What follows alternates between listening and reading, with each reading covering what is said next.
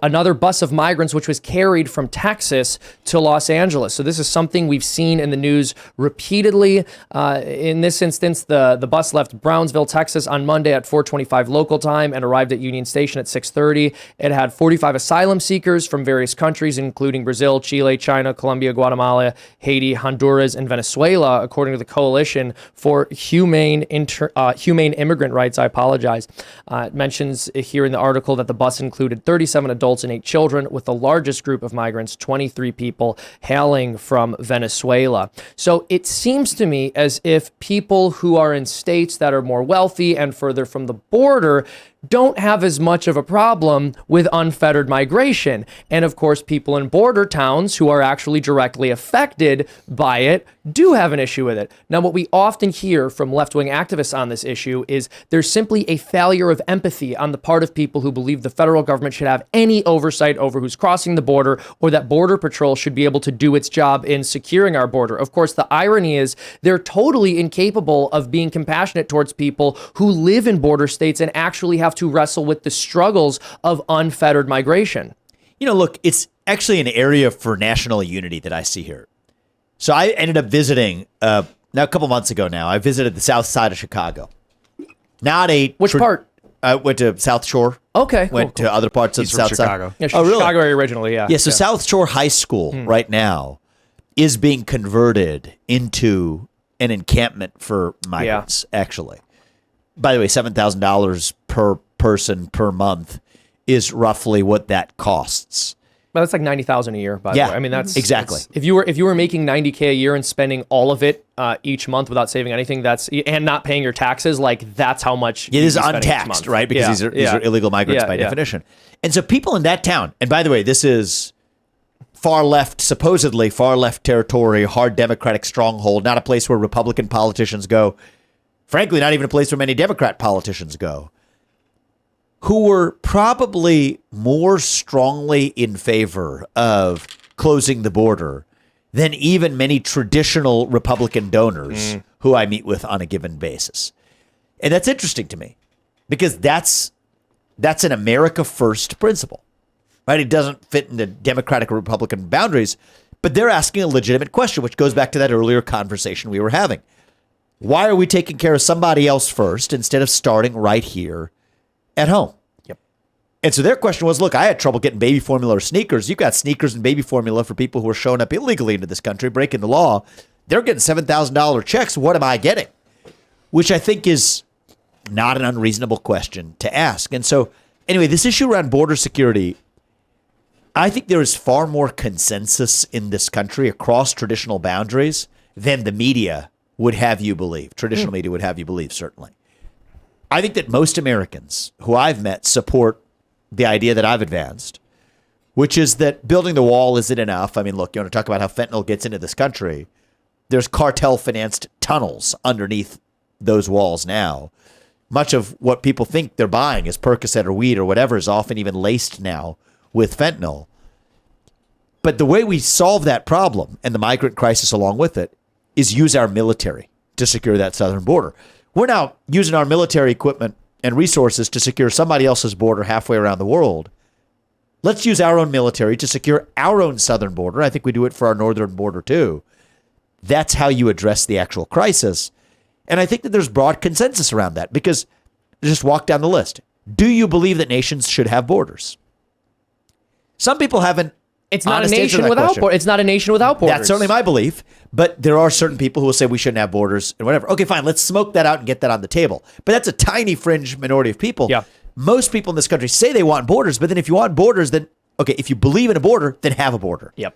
And if we can't use our own military to secure our own border, that means we don't believe in the existence of the importance of that border in the first place, which is why I said I would close that loop. Yeah, Can I absolutely. ask, would you end birthright citizenship? I see birthright citizenship as a danger to the people who are being trafficked across the border, right? This promise that if you are born in America, you get to stay means that you're going to be willing to take huge risks to get here, which we know are incredibly dangerous to everyone involved. Yeah. So I would end birthright citizenship for illegal immigrants. But not for legal immigrants? And the children of illegal immigrants. Well, what does it mean for everybody else? I mean, we're all citizens, whether sixth generation or first generation in my case. if you're born in this country, you have citizenship if you're born under legal circumstances. But I think that if somebody comes to this country illegally and has a child while here, I do think we have to end birthright citizenship. But does that mean you deport like a 1-year-old? I think you would do the family. You would take the whole family unit. So I'm strongly opposed to policies that would separate kids from their parents. I think that was discussed even in the Trump administration and otherwise as a tactic for deterring people from coming. As a pro-family leader, I will not adopt such a policy, but we will send back the family unit as such. And I think that if you came to this country illegally, the right answer is you have to be sent back to your country of origin, come back through the same legal means, getting in the same line that everybody who's coming into this country legally is already pursuing. I would tend to agree with that. And what a lot of people will say is deportation is so cruel, it's so horrible when it happens. All right, yeah, I would agree. It's not the optimal solution or circumstance. That's why we have to have strong border security to ensure people do not come here illegally so that we don't have to deport people. If you're against deportation, you should be in favor of having very strong borders. The crazy thing about borders and walls is that's not where you defend. The Romans knew that. That's why the Romans invaded their neighbors, because you had to create a perimeter of defense. And I don't want a war with Mexico, but if they're going to allow an invasion, it's like, what other choice have they left us with? So I think there's a couple things that I would make as hardline policies here. End any form of foreign aid to Mexico or Central America until the border crisis is dealt with, period. Yeah. Right? I think that they have not yet borne the consequences of actually a border crisis that actually many of those illegal migrants crossing over aren't even originating in Mexico. They're originating in countries. The majority are not. we The just saw majority this of people article. crossing the border are not from The Mexico. overwhelming majority, right? Yes. And so Mexico doesn't face any of that accountability, yet they're still a recipient of that foreign aid. And so I think we have to use economic levers, in this case, just turning off foreign aid unless and until they've solved that problem over there. I would end sanctuary cities and funding for sanctuary cities, driving the demand side of this here in the United States. I would use our military to literally station undeployed troops. We don't need to fight a war somewhere else on the other side of the world. Station them along our own southern border. This is, if we intended to solve that problem, and as President and I do, this is how we actually end that migrant crisis, the fentanyl crisis, talk about the human trafficking crisis in this country. That's how we do it. When you say, Would you cap? Sorry, Ian. Would you cap legal immigration? Do you have any feeling on restrictions for legal immigration? I think there should be restrictions. The restrictions are not a specific number that we want to fetishize. The restriction is twofold. Both are merit-based restrictions. Are you going to make a contribution to this country? And then crucially, there's a second element to this too for me. Do you actually know something about this country and demonstrate a desire to be a part of it? And so this was where the question of birthright citizenship goes deeper for me, is I don't think citizenship should be something that anybody automatically takes for granted, born here or not. I think every 18-year-old should have to pass the same civics test that an immigrant has to pass in order to become a naturalized citizen in this country. I love that. I think you got to know something about the country if you want to actually call yourself a citizen of that nation. I think that ought to be true if you're an immigrant. I'd pull up that civics test, not just from the citizenship side. I'd pull up a version of that to the front end to even get into this country. It selects for people who have taken the time to learn something about the country, who have demonstrated themselves to want to be part of the country, and then, yes, to work hard and be an industrious member of our society, contributing to our country. And so I think that should be the limit. But I think that the idea of using a number, then we're just playing tug of war, arguing about numbers, that misses the point. This is the way we have to filter for the kind of people who should and should not be able to enter this country. And then just because you're born here doesn't mean that the act of just being born, ta-da, you're born and happen to have arbitrarily been in the United States of America. You know, there's something beautiful about birthright citizenship in the American experiment, which is to say that your citizenship in this country is not based on your ethnicity or your allegiance to a monarch or even your religion. That it's anybody who's born here can be a citizen. I would take that to the next level to say it's not just about being born here, but anybody who truly makes contributions to this country and pledges allegiance to this country and knows something about the country, they're the ones who actually are the true capital C citizens.